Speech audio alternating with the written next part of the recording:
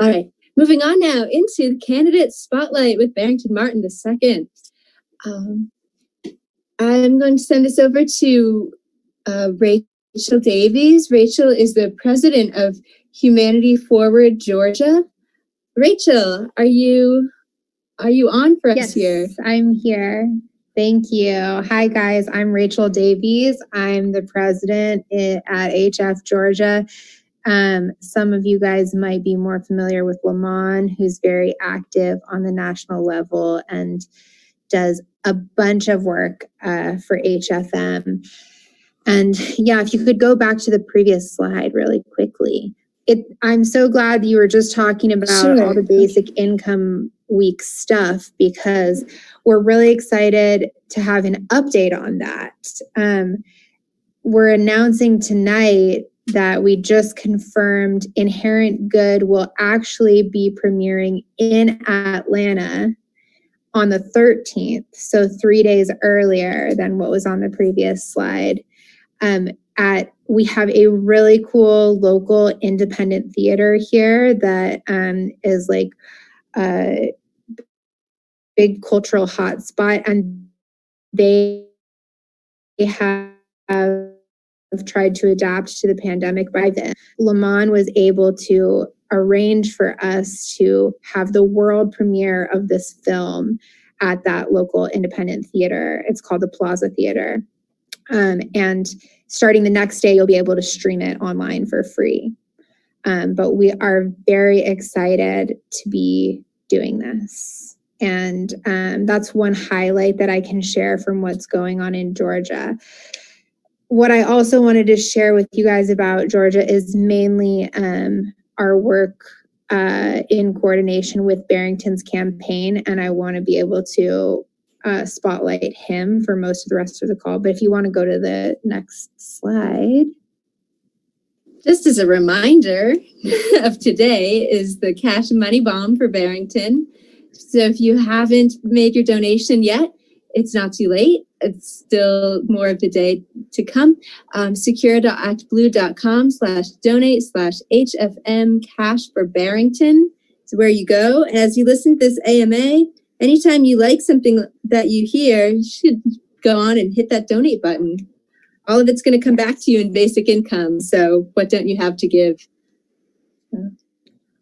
Awesome. So I'll tell you a little bit of the story about our work with Barrington and related projects.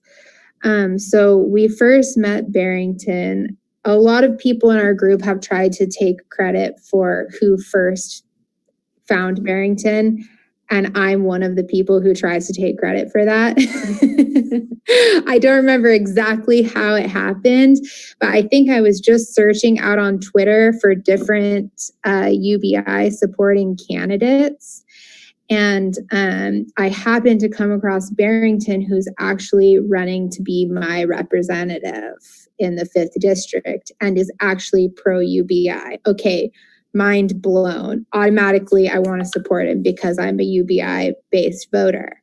That's my primary issue. But also scrolling through his tweets, what really stood out to me, I see Nelson Neves trying to take credit too, but you're wrong. Okay. What really stood out to me were a couple of things. One of them was he reminded me of Yang in a lot of ways. One of them being the courage to be different and say something different. And then the other one, interestingly, I found it really cool how he was talking about family values from kind of a progressive viewpoint, as something that I've been interested in personally, of how do we approach that issue from the left. And I think it's something that, or for me being on the left, I think it's something that Yang does really well. And I think that Barrington also talks about it well, talks about issues facing women, families, and things like that, and brings his own perspective to it. So those are some things that I like to highlight. But I think anyways, we ended up connecting with him in our chapter right around the time that Yang suspended his campaign. We invited him to come out to our campaign suspension party, and he came out and met all of us. And from there, we were all just, he convinced us to get on board, and about half of our group joined his campaign to volunteer for him. So we went through the primary. He was running against a legend, but he got 20,000 votes, which is pretty strong. As you guys know, unfortunately, the person who was elected, John Lewis, great hero of the civil rights movement, but was Barrington's opponent in that election, he did unfortunately pass away after receiving the nomination.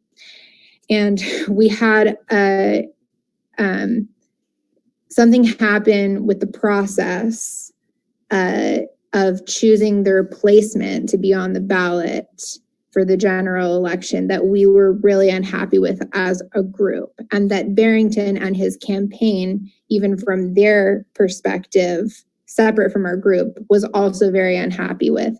The Democratic Party in Georgia, in less than 1 business day, chose a replacement without any feedback from the voters. Barrington was not considered among the those top 5 who were discussed. And so we did pick up that issue as a group, just simply from the perspective of the voters deserve an opportunity to give feedback on who they want to be on the ballot for them. And you can see some of the tweets from that up here. That is our election, not selection campaign. So far, we've had a press conference and a protest that's gotten attention from various media outlets. But at the same time, now, John Lewis, may he rest in peace, did pass away before his term was up. So currently his term is still going. So the replacement they chose was only for the general election to start serving in January. My district is currently not represented in Congress right now. So there's a special election that is being held simply to fill the term up until January. Barrington, he led the charge, and we got on board with supporting him. We had to raise money to get his name on the ballot just to run in this special election, even though he's already had to pay to get on the ballot just, for the previous election. But he did it, and we're so grateful to be a part of that. So now we have, I'm sure he'll be talking about all of this, but there's a lot more work to do. The special election to fill the remainder of that term is coming up, and we really want to, I think you can probably go to the next slide at this point, because the next slide touches on some of these aspects. If he's elected, this is key for us being Yang Gang and being a movement, and why I think that you will all be very interested in this special election. Yes, it's only going to be a couple of months, but it starts now. So, it doesn't start this moment, but if he wins with a majority, he would go there before any of the other candidates that we're pulling for right now. So he could lead the charge for UBI much earlier. And we really know that he's going to be leading that charge for UBI, because I can tell you, we found him, he was supporting UBI before we even got involved with him. He's not someone who just threw UBI onto a list of other progressive policies to try and get an endorsement. Not that any of our candidates are like that. Love all of our candidates, but Barrington is a true believer in UBI, and I believe he'll take that fight as soon as possible. And we want to try and get a clear majority so that we don't have to face a runoff. We also hope that showing a strong win for Barrington could help our fight in the election not selection campaign, pressuring the current nominee to step down to make way for somebody that the voters could actually choose.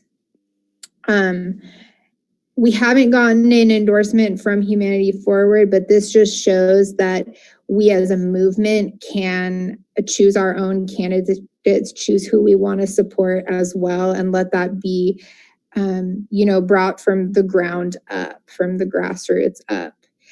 So if you guys feel the same way, I think the Barrington campaign would really appreciate a donation around this time. And I think it's now time for me to turn it over to Barrington so you can hear from him yourself. Thank you, Rachel. Can everybody hear me loud and clearly? Yes. Okay. Good evening, beautiful people. First and foremost, again, thank you for that beautiful introduction. Rachel, you are always wonderful with your words. I'd like to thank HFM for having me, because this is a really special night, because I finally get a chance to speak openly and candidly about the things that I'm so passionate about. My name is Barrington Martin II, for all of those who are watching. I'm born and raised from the great city of Atlanta, Georgia, born and raised from District 5 as well. I'm going to get right into it, because I don't want to talk too much, and I want you guys to ask me all the questions, and I want to address a couple of things as well. My platform is called the Peoples Bailout. The reason I called it the Peoples Bailout is because I have this distinct belief, and I'm pretty sure you all can agree with me, in that for years, especially within my lifetime, any and every time a major crisis occurs within our nation, the government bails out the corporations. And as we've seen with this pandemic, it is us, the people, that make up the economy. And in moving the economy, a positive, progressive economy is not by us working, but by us spending money. And so the People's Bailout is based on a comprehensive platform, based on the foundation of universal health care, but also universal health care services, and also universal guaranteed income. I know you all like to call it universal basic income, but I call it universal guaranteed income, and I'll explain later. My People's Bailout also encompasses student loan forgiveness, criminal justice reform, and quality, equitable education for all students within this nation. The reason I call it universal guaranteed income is because when I started out my platform, I knew that I had to possess some type of ideology that will immediately help out the people. And that's what UBI does. And that's why I'm so totally grateful and thankful that Andrew Yang brought this to the forefront of American politics. However, the reason I adapted that within my platform is because I think that it was important that, being from Atlanta, Georgia, being from the birthplace of the civil rights movement with great leaders like Martin Luther King Jr., a lot of people don't know, but a lot of Black revolutionaries like Martin Luther King Jr. possess universal guaranteed income in his Economic Bill of Rights. Within his book, Where Do We Go From Here?, he speaks explicitly about universal guaranteed income. And I think that he really laid the blueprint for not just this city, but just for all Americans. He laid the blueprint for us to galvanize and rally behind it for a very good floor and a equitable starting point, for all Americans. What else did I want to tell you guys this evening?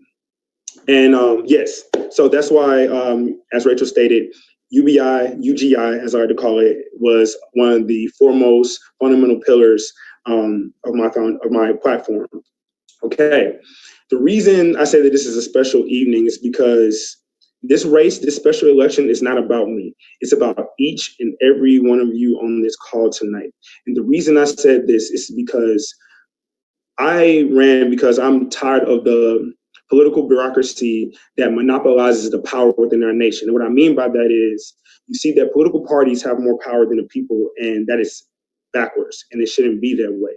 And what I did within my city in running for Congress against the great legendary Congressman Lewis is that I did something that I was not supposed to do.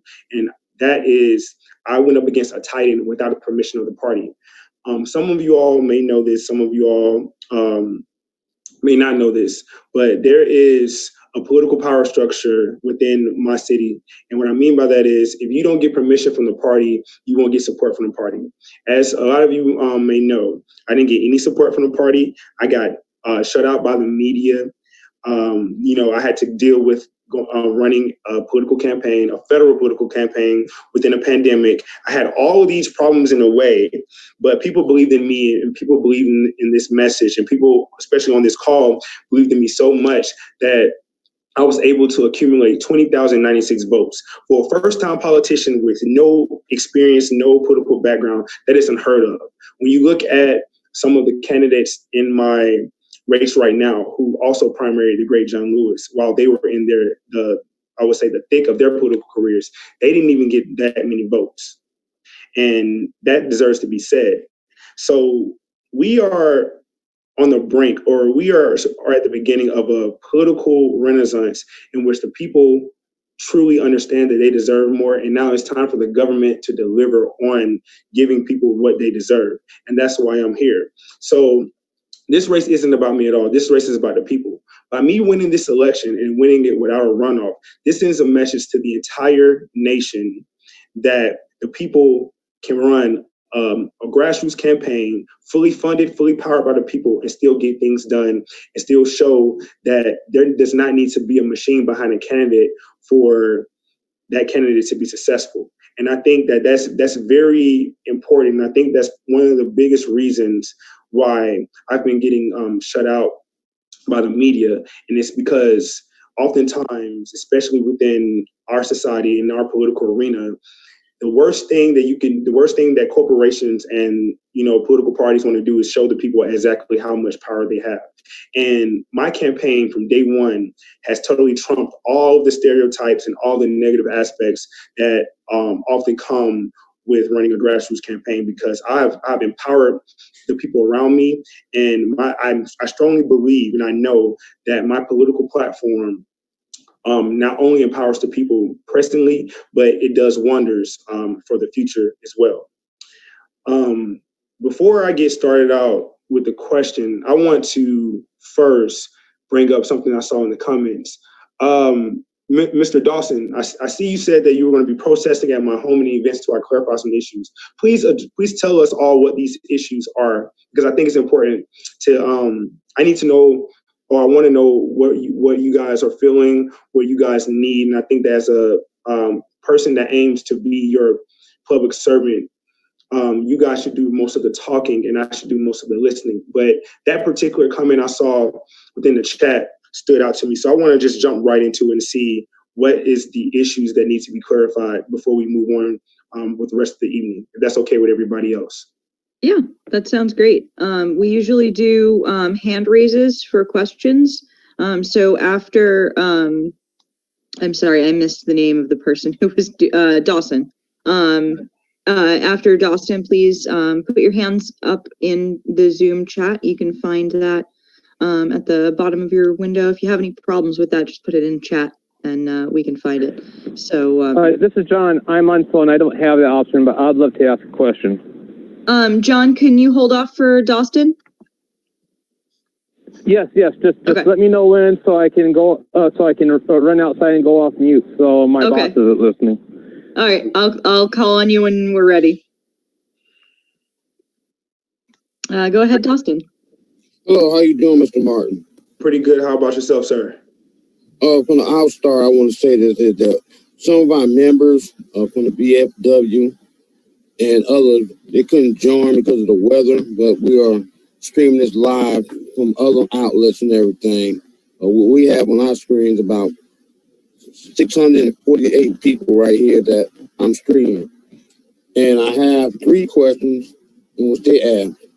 But also I'd like to say that all our members from the VFW, the Sonic institutions, I want to say to Mrs. Rachel, we absolutely support your cause. So I want to say that there. Ms. Rachel. Is Ms. Rachel still there? But yes. So are you talking about the election not selection campaign? Okay, so Mr. Martin, here's the 3 questions, if you don't mind indulging us, please. Are you familiar with Rose Caucus? Yes. And so they have endorsed you. Yes, they have. And on their endorsement, yes, and on their endorsement here that I have read, and we did reach out to them, it said that, and let me quote, that every member who's endorsed by us must pledge that they are an anti-capitalist and have a socialist agenda. This is on your website and also on their website. Can you explain that? Because they did endorse you. I'm not a socialist. They were one of the first people that endorsed me when I started my political campaign. I've never, and you can look on my website, I've never stated that I'm into socialism or even if I'm against socialism. But I have, I've never stated openly ever since the beginning of my run that I'm a socialist or anything of that sort. I just. Mr. Martin, you did not say it publicly and everything, but they're endorsing you, and under endorsement, and we reached out to Rose Caucus, and they said that you signed the pledge. And under this pledge, on their own website, it says that you must sign a pledge saying that you believe in a socialist agenda and anti-capitalism. And you can go to their own website, and you sign that pledge. And they're endorsed by you. You still continue to have that on your website. So if you pledge that, then you may not say publicly that you're a socialist, but why did you sign that pledge and why do you continue to have them on your website as an endorsement? They support me, Mr. Dawson. So I think that it was important to show that I accepted their support. However, I'm telling you for the record, right now, currently, that I was never like a part or about socialist, specific socialist ideologies. One could argue that universal guaranteed income as well as universal healthcare are socialist ideology as well. But I think that moving forward is that we have to better educate ourselves on socialism, capitalism, all the isms about political ideologies. I kind of figured that that's where this conversation was going to go, and I'm totally happy that you asked me that. But for the record, I want to let you guys know and everyone else that I've never, ever, ever, since the beginning of my platform, since the beginning of my run, have embraced specific socialist ideologies. But Mr. Martin, you still haven't answered my question, and I respect that. Once again, I repeat it. And we have everybody here, and I'm asking you correctly. On your personal website, you endorsed by Rose Caucus, and Rose Caucus asked you to sign a pledge. We reached out to Rose Caucus, and they said you signed the pledge, and to sign that pledge, it states that you must admit that you are a socialist and anti-capitalist. It's right there on your website. We didn't put it on your website. They endorsed you. So yes or no, did you not? Is it not on your website? First question, is it not on your website as an endorsement? Yes or no? The Rose Caucus did endorse me, but what you're stating is not on my website. All of my endorsements are on my website, and one of those are the. It is on your, Mr. Martin. It is on your website. I can do a screenshot. Rose Caucus is right there on your website on the endorsements. It's on your website. This is your website. That's what I just told you. I just told you that, sir. I just told you that. Yes, one of my endorsements are the Rose Caucus. I'm answering your questions. However, what you want to know is, am I a socialist, correct? And I'm specifically telling you and everyone that's listening to your part. As Rose Caucus is one of your endorsements. And we reached out to Rose Caucus, and they said, personally, I can get it up here. And Rose Caucus specifically said you signed a pledge, and Rose Caucus said that any member candidate that we support must sign a pledge saying that they're anti-capitalist and a socialist. So will you disavow them and take it off your website? Because it's on your website. I heard him. I got the email. We reached out to him, and they said you are and you have signed the pledge. Mr. Dawson. And also and everything. Mr. Dawson, hi. Will you disavow them? Mr. Dawson, this is Alexis Johnson. I am Barrington's campaign manager. I'm his new campaign manager. I first want to say thank you for bringing it up because it is a topic that Barrington and I have been discussing for over 3 weeks now. Because prior to this, he was getting several endorsements just trying to get out the gate. I am not new to campaigning. So to your point and to his point, he is not a socialist. I read the signed endorsement that he signed, and it doesn't state that they must be a capitalist, an anti-capitalist or a socialist. It says to the agenda. I'm not sure what they gave you, but the information that I have obtained since becoming his new campaign manager, and I am not what it is saying. And also, furthermore, he had already stated that he was considering removing them because not all of his beliefs line up with theirs, but he appreciated their support. A large majority of the support that came from the Rose Caucus was due to the fact that his platform encompassed UGI, universal health care, and a equity education, which are also considered to be socialist agendas. He also is for a not 100% capitalistic society, so that aligned with that, because he's for people, like if you work for 5 years, being able to get a part of the company's profits, which is something that we did in America back in the 50s and 60s, which helped establish a stronger middle class. So, I mean, I get it. I want to make sure everybody gets a chance to really understand and clarify and make sure that everyone understands as well is that in his primary run, it was a very small team, first-time campaigners. He was a first-time politician, and some things were not overly scrutinized the way that they should be. But from the records in which that I have, that is not the full pledge in which he signed. It was more so, are you loyal to some form of that type of agenda? Not to, I am a socialist and that is it, because he's not that. Many socialists are not even strong supporters of the Second Amendment. Well, while he and myself are both very strong advocates for Second Amendment gun ownership, as well as stronger gun laws. So there's a lot in his platform that is not what they see and what is. But did that give any clarity? But I just want you to know that he had already started to consider removing them. Myself and him, actually, I'll be glad to send you the email and the text messages where he literally said, I'm removing them tomorrow during my office hours anyway. So that is something that he had already clarity and conscious decision to. I respect that, ma'am, and I appreciate what you said. And I'm going to move on from this issue, but I just received a message from Rose Caucus representative, and they sent it to me, and I quote, Rose Caucus is an organization whose goal is in elevating working class and socialist candidates to position of power by providing policy framework support and building professional bench required to run effective left campaigns. Our candidates slate host U.S. Senate, U.S. Congress, and state legislative candidates. All slate members take the same pledge of solidarity and promise to do the following. Public identify as a socialist and anti-capitalist. Okay, so adopt and help develop concept and people reform. And I just got the email, I pulled it up, and I have a signed pledge that you signed. Dotson, it sounds like there's some discrepancy on what you're looking at versus what Barrington is saying. I don't think we're going to solve this issue in this call. It sounds like we've circulated around this question about 3 times.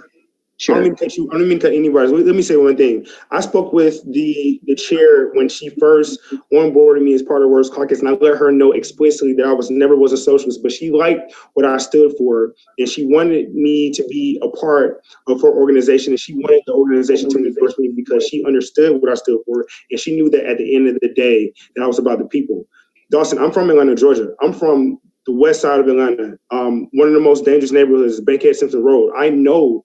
Not to mention, I'm a special needs educator at a Title I school. I know what poverty has done to our community specifically, and I would never endorse nor blindly hide a belief of mine if I knew that it would be detrimental to our communities. We are on the same team. When you look at everything that's in my platform, a lot of people, especially within the establishment, it scares them because they think that it's socialist ideas. Guaranteed income isn't a socialist idea. We've moved to a point of abundance where it's very important to have a guaranteed income. Universal health care sounds like a socialist idea. Medicare for all sounds like a socialist idea as well. But we moved to the point within the pandemic where it's a shame that the richest nation in the world doesn't have these things within their economies. So I understand your concern, but what I want you to understand is that we are on the same team, brother. We will always be on the same team. And I'm very happy that this concerns you, because I need more people like you to hold me accountable for everything,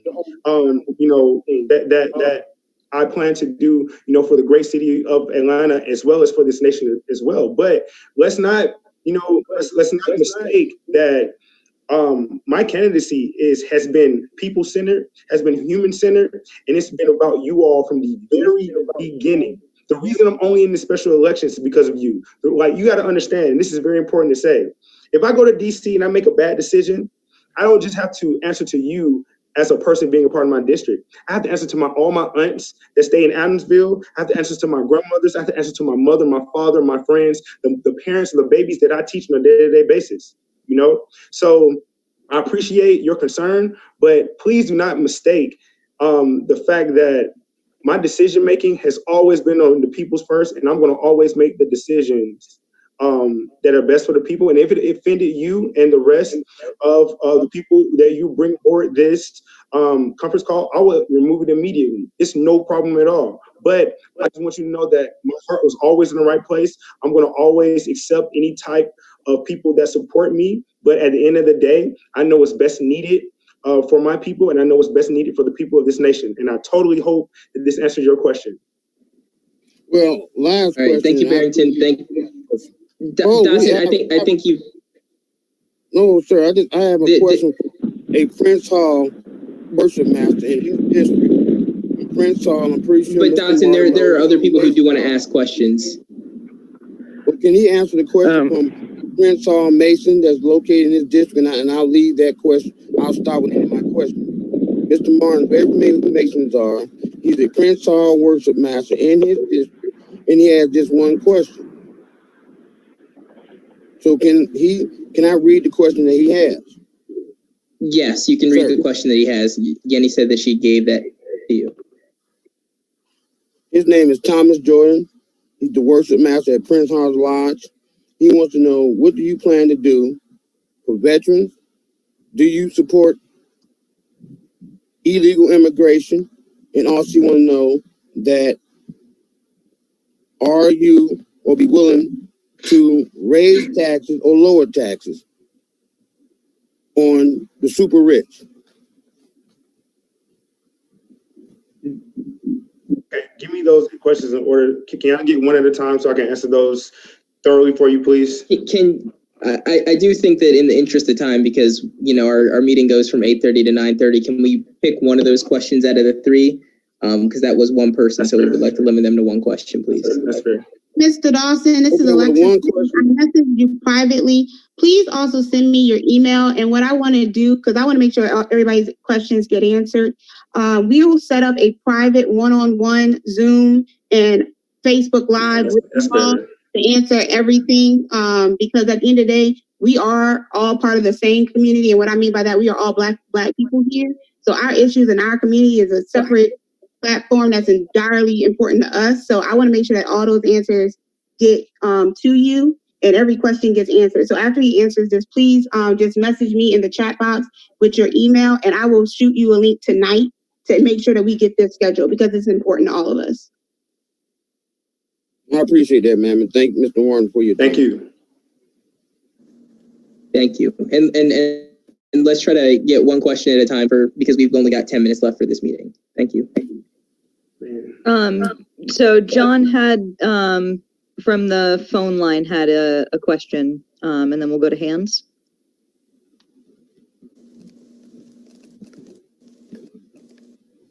John, are you there? I am. I just had to unmute.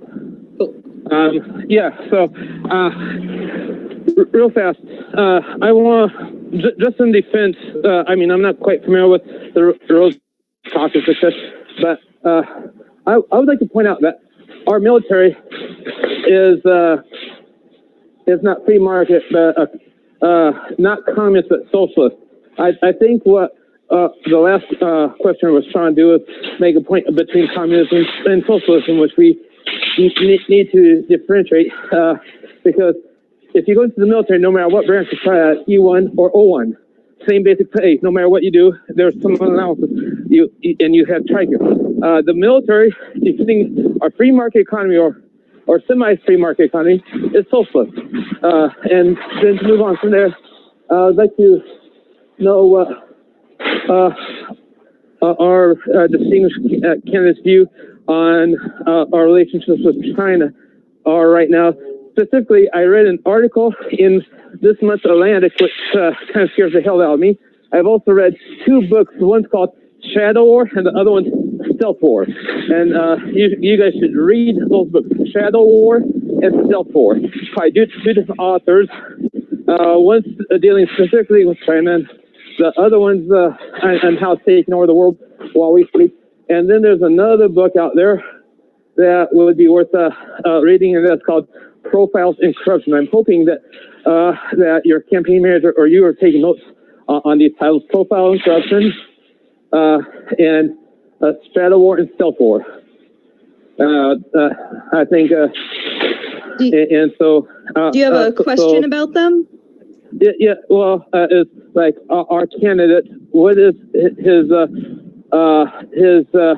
views towards China and our relationship with China? How is he going to, because they are a rising economic power. They went from number 3 to number 2, and they are our rival, and we could be headed for a Cold War with them.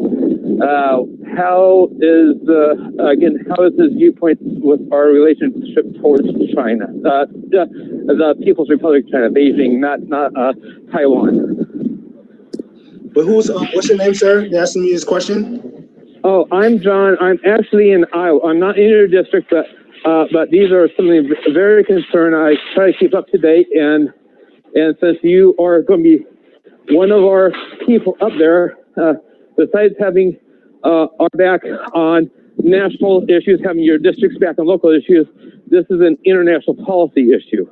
Absolutely. And so when you're up in Congress, you have to be aware of everything. Yeah. Go ahead, Barrington. Okay, so John, I'm going to be honest with you. I feel like I'm still currently doing my homework on our issues with China to better my position, because I don't want to just tell you anything inaccurate or something I don't believe in. However, I say that one of my personal beliefs is that we have to do all that we can in-house to make sure that the people of the United States are taken care of on all levels, whether it's socially, economically, or financially, for that matter. So what I'm going to do is, would you please DM me your private information, your email, and I'll answer this for you in totality, because I want to be better educated. And I've been looking into things with China, but in order for me to be able to answer you thoroughly the way I want to, I want to better my position and better my knowledge on it. Is that okay? That's okay. I'm on the phone right now. I called and I texted. My phone number should be appearing on your screen. So 515-422. Yeah. Is there a way that you guys could? John, I can grab your information and get it to them for you. Please. Yeah. Or they could text me directly off that. If you could pass my phone number on to them, and either his campaign director, or he himself, and we can go from there. Would that be all right? That's perfect. Yeah. If you just text, she'll give you my my thing, or my number is 515-422-2717. So yeah, it shows up here. Yeah. So you just if you just write that down, and you can text me directly, no problem. I got you. Okay. All right. Do you have that, sir? Do you have that, sir? Yes, I do. I see it right now. Thank you. I got it right here. Okay, just shoot me a text real fast. Thanks. Oh, I don't have my phone with me, but okay, I will. Yes, sir. Thank you very much for your time. Thank you. All right, so we've got a hand up from Angelo. Go ahead. Oh, Jim actually had his up before me. Oh, I missed that. Go ahead, Jim. Oh, I didn't know there was a pecking order that everybody knew about. Yeah, I mean, I just wanted to point out, I don't know exactly what the background was from the other caller, but I am curious about how well you're working with people in the community and even in the party, because and that's kind of one of the roles I'm trying to play with my Virginia Yang Gang chapter and the HFM now, is to see how we can work with the party and build bridges and relationships that we can, utilize in the future. So, by running against John Lewis when he was dying, I'm sure you ruffled some feathers. And then I just looked at your Twitter, and you said Kamala Harris said, change happens when people vote. And you said in your tweet, like nothing good has ever basically happened for Black people when Democrats are elected, which, I mean, between Barack Obama raising the minimum wage and expanding Medicaid and the Affordable Care Act. And I mean, if I could spend all night talking about Barack Obama's accomplishments and Lyndon Johnson with the Voting Rights Act and Medicaid and all the efforts of other Democrats over the years to try to fight Republicans who try to cut these programs. So could you talk a little bit about how you plan to build bridges? Because if you're going to win a Democratic primary, you probably shouldn't be, I don't know if there's an insurgent vote that's big enough for you to win a Democratic primary. So, if you want evidence of that, Joe Biden is the nominee. So, and mostly because of Black voters. So, could you talk a little bit about why you decided to run against John Lewis, and any thoughts you have on that? Okay, so for the record, just so we are here so everyone can know, what I said specifically, and I quote myself, is that Black people have voted en masse for Democratic candidates almost 90% of the time since the mid-60s, and nothing about their condition within this nation has changed for the better over the years. Now, to answer your question, I ran against the great Congressman John Lewis because of a few reasons. For one, I think that it was important for us to move towards a new direction in which we have been under the same direction for the last 32 to 33 years within this district specifically. And I felt that it was very irresponsible for the people of this district to continue to put the weight of the district on the great congressman's shoulders as he was aging. And furthermore, as we found out, he was dealing with pancreatic cancer. For the record, I decided to run against the great Congressman Lewis June of last year, and he announced his cancer diagnosis December of last year. So I think that's important for me to clear up, because a lot of people within the party felt as if I was being an opportunist, and I really wasn't an opportunist. The reason I ran in the first place is because, like I stated earlier, is that I'm born and raised from this district. I've seen how the district has changed. However, I've seen how the district has worsened as well. The reason I say this is because there are so many neighborhoods in Atlanta, the Adamsville community, for example, the Grove Park community where I'm from, that has not changed distinctively as far as being progressive for the people in that area. It has become gentrified, of course, but what you see is that a lot of communities within the city or the district specifically have been left behind, have been forgotten, do not receive the necessary funding or the equitable access to facilities that you see in other areas within the district that possess the money and the funding for their communities.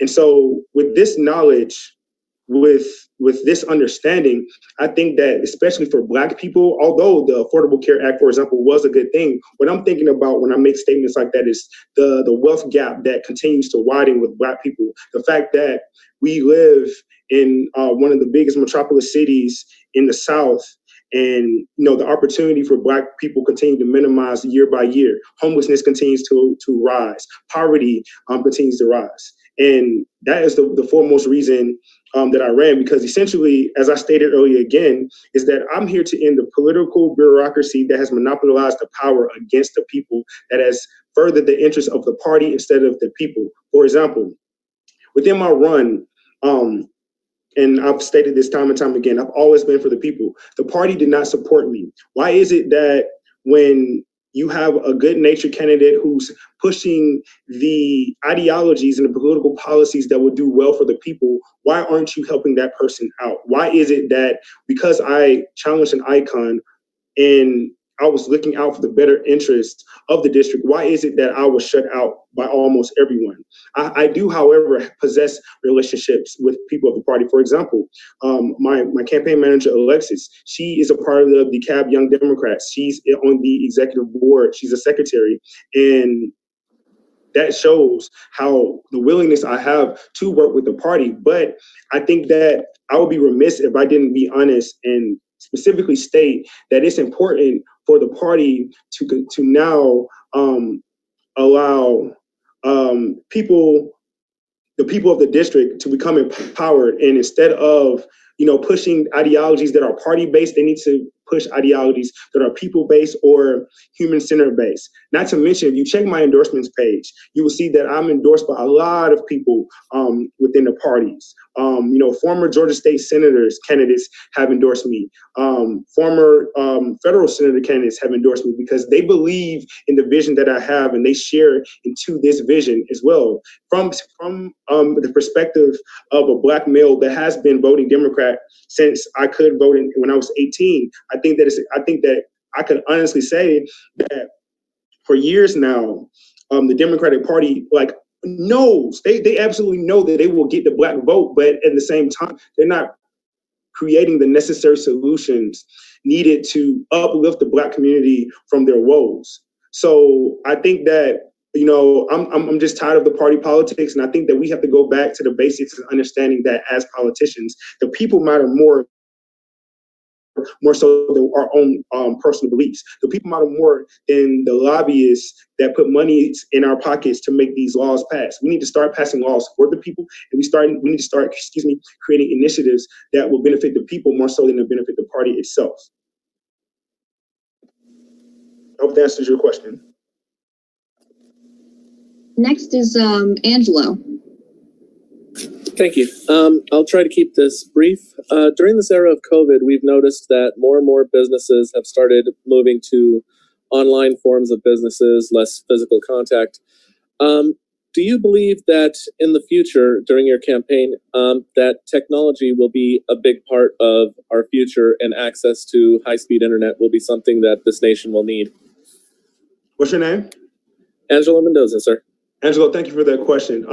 First and foremost, the future is now. And the reason I say that is because as a teacher, as a special needs educator, one of the things I'm pushing is that broadband access needs to be free everywhere. And I think that's not only important for our education system, but to your point, that's very important for business as well. And alongside that, I believe that like yesterday, we should have implemented a technological bill of rights so that people can start, having more processes of securing that data and even become paid for that data. But that's a whole nother conversation. But to answer your question, I think that we need to rebuild our infrastructure or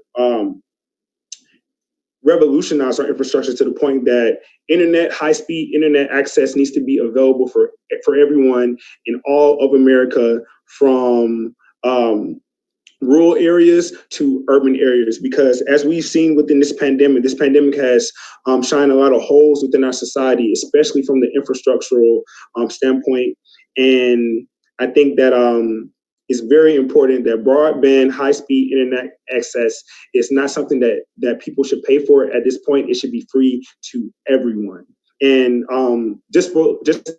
not answer your question, for everybody else, I'm having town halls every Thursday from here to the election. And I think I wanted to say this before I forgot, because I will be speaking about this along with many other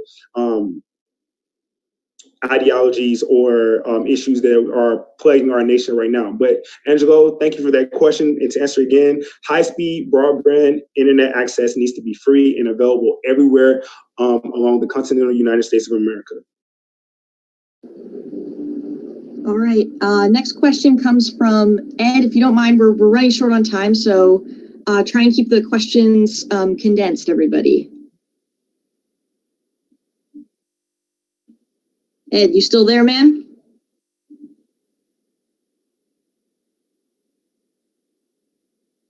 All right, well, maybe we'll come. Can you hear me? Oh, there he is. Hear me? Okay, you can hear me now. I'm so sorry. Yeah, I had to turn up my mic. All right, so the thing is that as in terms of like Georgia, right? Atlanta has actually been known as a new epicenter for Black America. Possibly even like we were having a debate the other day. What's the number one Black community in America? Is it LA? Is it Atlanta? They both have a real strong claim to that, right? And we know that historically, right? You're going for Congress, a national seat, right? And for a long time, right? We know that a lot of times, sometimes Black communities don't receive as much as the funds, the national funds as that. And you know what, honestly, there are sometimes people that go along to get along, give up stuff, right? Yeah. How will you negotiate for this community in ways that others can't? What makes you special? What makes you the winner versus the other candidates? There's like some professor from Morehouse College. That's pretty legit, right? But how are you gonna, what makes you special? Why are you the champ? I'm the champ because I am from the district. I am born and raised from the district. I've been in the foxhole on the ground with the people, but not only that, I'm able to work across party lines because a lot of the solutions that I believe in or that I plan to implement is something that the people is going to benefit the people and not just benefit the people with the Democratic title, but also the Republicans, also the independents, also those who don't choose to vote at all because they have become turned off by politics. And I bring those people to the table and I allow them to have a voice. And the biggest part of that is, unlike the rest of the people that I'm up against, I'm not an establishment candidate. That's a great answer. I've had great experience with people that are invested in the community, with people that are actually part of the community. That's huge. That's huge, right? Like white people trying to give Black problems that they don't always get 100%. You know what I mean? Right. Like they might mean well, but they don't really have a true vision of the problem. So someone who's been living and growing up in the community, not that I'm putting down like anybody who wants to help out people with the issues, you know what I mean? But there needs to be a seat at the table with people who actually live in the community. So that makes a lot of sense to me, man. God bless. Thank you. Absolutely. Thank you. Thank you for asking that question. All right, next up we got Ethan. All right, hello, can you hear me? Yes, I can. All right, I'm just gonna keep this short because I know we don't really have much time here. I'm from Kansas, and as you can imagine, we're pretty conservative, and we're kind of big gun toting. So I'm curious on to what exactly your like gun control, or like, I shouldn't say control, but just like your overall gun plan, like what you would do in Congress, exactly. Well, first of all, Ethan, thank you for that question. I think it's important for me to tell you that I am proud of my Second Amendment rights, and that is something that will never allow to be infringed upon. However, I think that with such high responsibility, with such a privilege to have that Second Amendment, we need to be more responsible to ensure that we allow public safety to be our foremost top priority. So one of the ideas that I had, and I would love to hear your thoughts about this offline, because of course we don't have any time, was that I think that there needs to be something implemented along the lines of high education and high gun training. And within this high education and gun training, what will happen is when you complete it, it will give you a license, but this license will allow you to have reciprocity around the nation. And I think that's important because oftentimes when it comes to the entire gun argument, you have people stating that who are pro-guns, they also state that, you can't keep guns from the bad guys, which is the case. But I think that it's very important to make it where that every citizen of the United States of America will feel comfortable with the gun laws that we have, so we won't have all these mass shootings and things of that nature. So I think that I want to create the national registry where it allows people to be licensed carriers on a reciprocal basis around the United States of America. That way, I feel that people could have the surety that the people that do have these type of licenses will be responsible with their firearm. And I think that's very important to also have common sense gun laws, like constant mental health screenings, education again, and just overall gun training as well. All right, thank you very much. Thank you. And our last question is going to be from Colleen.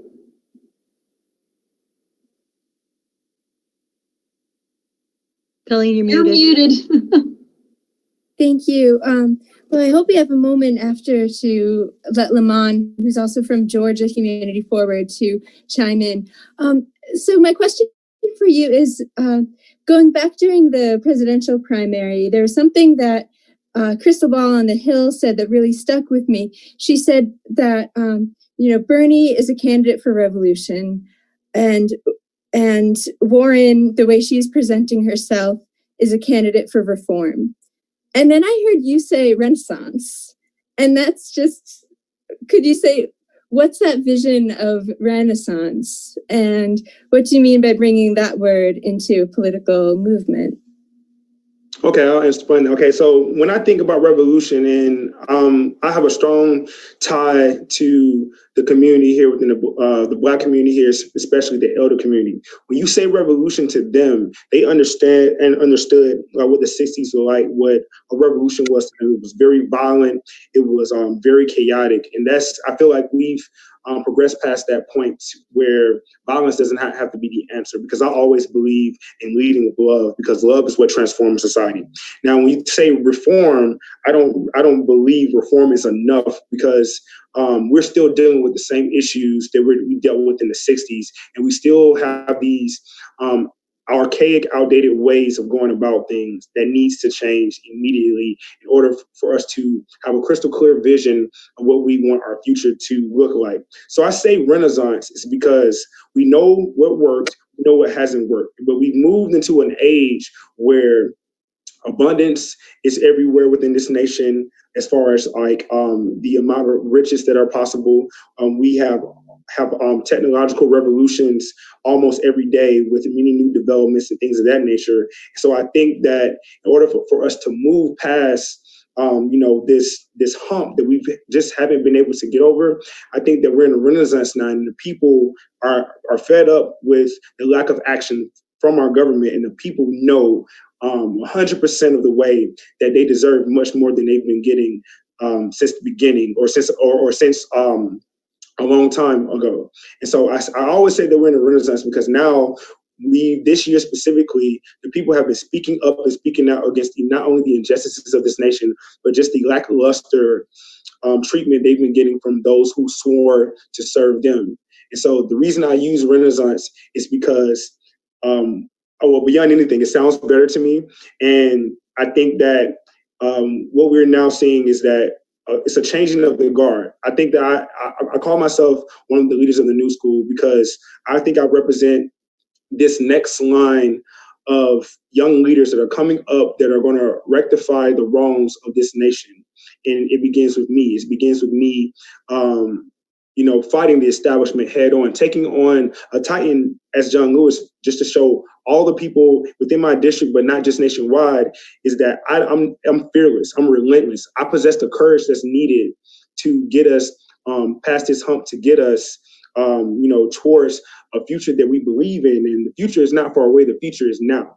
And so I continue to hit people over the head with that idea of a renaissance, because this is something new. This is a rebirth. This is new trouble. We've gotten good trouble before, but now it's time for new trouble. It's time to have a 100% no nonsense approach to not asking for the change, but demanding the change and taking the change that we need.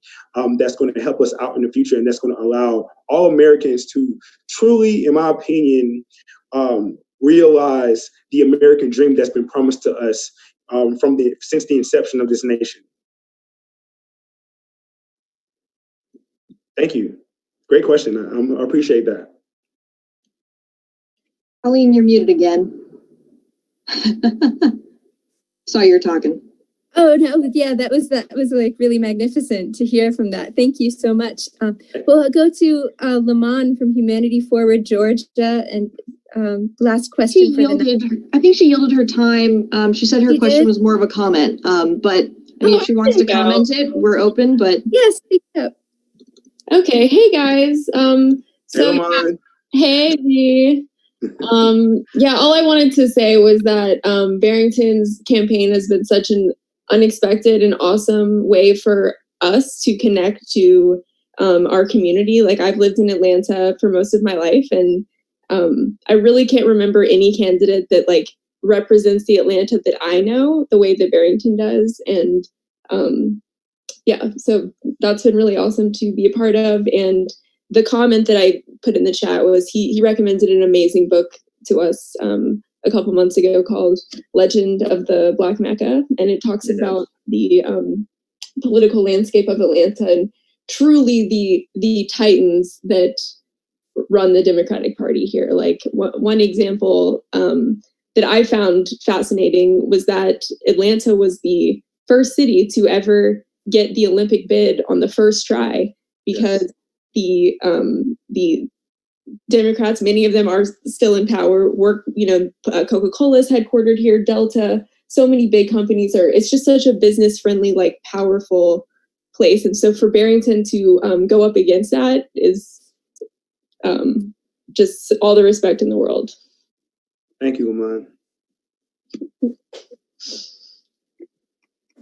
Well, I think that about sums up all the questions we have, or all the time for questions we have this evening. So just want to say thank you again, Barrington, for coming on.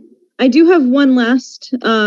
Could we find out what you would like from us and from volunteers and stuff like that? How can people get involved?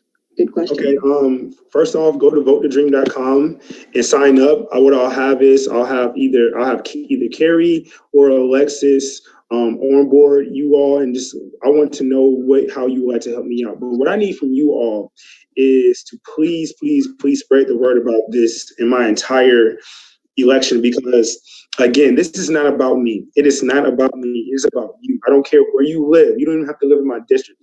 This is about you. If you believe in liberty, if you believe in freedom, if you believe in all the great tenets that this nation was founded upon, it is dire that you get the word out about my election to everyone in your community, because what we're learning here in Georgia is that voter suppression is not a GOP problem. It's also a Democratic Party problem. I got shut out of the primary. I got shut out of the selection process for the nomination. I accumulated 20,096 votes. And the process was such a slap in the face to the people, because in less than 24 hours, in going through there, first of all, there's no way in the world that a committee could go through 131 candidates in less than 24 hours to figure out who they want to nominate to be for the Democratic Party in November. Not to mention, when you look at the fact that the party chose their chair as the nominee, you see that they went about it in the most unethical way possible, because the law stated that yes, the party chooses who they want to be their nominee, but the law does not state the process in which they must go about in choosing that person. And so what we found, or what we saw from this, is that the party put forth one of the most unethical, untransparent processes. That's basically a backroom deal or coronation, that some people would like to say, of Senator Nikema Williams to be for the Democratic nominee for this position. And I think that it's important to tell, because we often hear oftentimes in the news that it's always the GOP suppressing votes, but in a less than 24-hour period, the Democratic Party of Georgia suppressed the votes of over 100,000 of people. I mean, it's not being talked about. In John Lewis's district, out of all districts in the nation, and that is unheard of. And it's important that we get the word out, because what I'm representing the new flame, I would say, of liberty that is going to ignite all over America. Because once people hear about this, and once people know what I'm trying to do, they will figure out, and they will re-access that power that they've always had, and take it away from the government from continuously abusing the power that people have given them. So if you guys like to come aboard, I'm accepting you with open arms. Just reach out to me on my website on the very first page. Reach out to Alexis and Carrie, and let's just get this thing moving, man, because I really feel that this is a definitely winnable race. I'm coming into this 20,096 votes strong, and I know for a fact that I have the best interest of the people, and I know for a fact that I possess the best means in moving forward for the people. And I appreciate you guys for this time again. All Don't forget about me, this John in Iowa. Oh, absolutely not. I got you. I got you. We're at thank you so much. 110. For folks who are listening in on YouTube or anything like that, this link's staying open. Continue to donate. Folks in the chat, continue to donate. Woohoo. Yeah, I would just like to commend you on answering really well. I think you handled all those questions really well. You had a lot of tough questions tonight. I think this has been the most difficult questions we've ever had for a candidate. So, and you handled them amazingly. So, congrats on that. Thank you so much. Is there a donation limit? Is there a donation limit? I think it's 2,800, isn't it? Alexis or Barrington, could you, do you know what the limit? I think for a person, it's 2,800 for a primary, and then 2,800 for. Okay, so the overall, what a person can donate to any one campaign. So that means like if you were supporting 3 candidates and you wanted to give the max for each election, it's 2,800. So you can give each candidate 2,800. So if you were a max donor to Barrington in this original primary batch that was supposed to be in May and then became in June, you are okay to donate the max, which is 2,800 again this time because this is a new race. But the max for any one person is 2,800 per campaign. So if anybody wants to give that, we greatly thank you. We appreciate it. He knows I've been getting up on him because we are in the process now of finalizing Barrington's second commercial ad. We have one ad currently running on Facebook, Instagram, and YouTube. So a lot of the donations going tonight are going to be going to purchasing television ad spaces because several of his competitors, excuse me, in this race have already started their TV ads, and due to funding, we're unable to afford that ad space at this time. Also, Barrington is hitting the ground. He wants to go door to door, doing dingo and ditch canvassing, or socially distanced canvassing, but he wants to meet every member of his district and just really ask them what they need. So a lot of the donations are also going to additional yard signs, handouts to give to people. So anything helps, but the max is 2,800. But we are not asking you to max yourself out unless you do want to. But that is what the max is. I have a question. Yes. I just received this message from the VFW in Atlanta, and it states that we will match and support a 2,800 donation if Mr. Martin would agree to debate with members of the VFW. And we can arrange that debate on any TV station here in Georgia. CBS 46, if you prefer, or intended donation, and they are ready to send that donation at his discretion, if you would agree to it. I'm sorry, I didn't hear who it came from. This message came from the Veterans of Foreign Affairs in his district in Atlanta, and they stated that they will send a donation of the 2,800, which you said is the max donation, if Mr. agree to a open debate. May I ask why they want to debate my candidate instead of just having a conversation with my candidate, or is that what they are discussing? Because to my understanding, this would be the first time that my candidate would have any meetings with them. So I mean, I don't see why it would have to be a debate where it could be an open conversation. Or is that what they are? I think he was saying that it would be a debate against opponents. Yes, either debate against his opponent, or as you stated, Mr. Open conversation with our with VFW organization. Okay, yes, okay. I thought it was an open debate with members of the VFW. I would say this: we will greatly accept a max $2,800 donation. We will greatly appreciate it. But honestly, all they have to do is ask. We will come. That's nothing, Barrington. I'll let you take that. But yeah, we have to pay us to come. That's if you like. I talk to anybody because again, like I'm here for you. You know, I work for you. You are my boss. I am your employee. You tell me what you need, and my job is to make sure you get it. That's without any question. So if the VFW want to talk to me, I'm totally for it. I have a family full of veterans as well, so I understand the necessity for that. So let's get these conversation channels open and let's have an open dialogue. Whatever the VFW needs, I'm here for it. So we understand.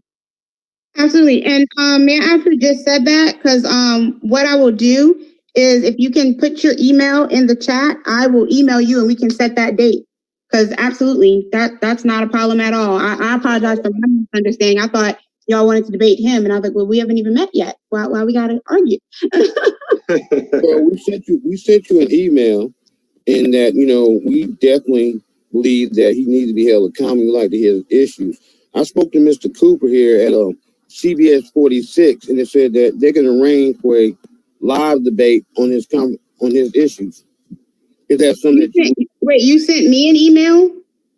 Yes, we sent you our email address and everything, and I will be sending you VAW email address to their sponsor and their president, and we'll, as they said, they will send a $2,800 donation if Mr. Martin will agree to a open conversation, dialogue, and debate on his issues. And Mr. Cooper, who's from CBS 46, said he can arrange a live interview on one of the Atlanta news stations at his discretion. Okay. Let me get through the chat. Maybe I missed it.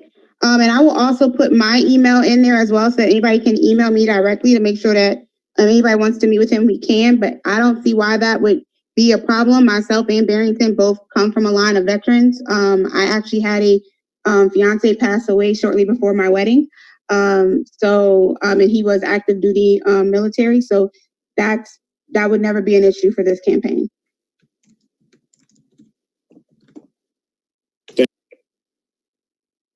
Well, this wraps up our AMA and Humanity First Movement weekly update call. Thank you so much, Barrington. Thank you, Alexis. This was truly really high energy, really informative evening, just to learn about your policies, your race, and also just so much of your dedication to the people.